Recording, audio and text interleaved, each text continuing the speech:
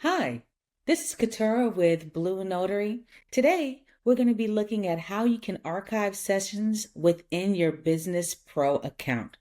So here we're in our Sessions tab, and let's say we have a session that we no longer want to see on this session homepage.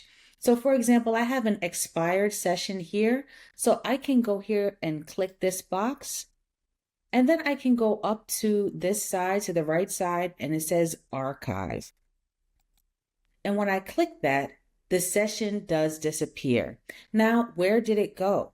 Let's go here to this box to show our archived sessions. And here is the session that I just archived. And if I want to take it out again, I can click here and I can unarchive it. So I hope that helped. Don't forget to like and subscribe, and I'll see you in the next one.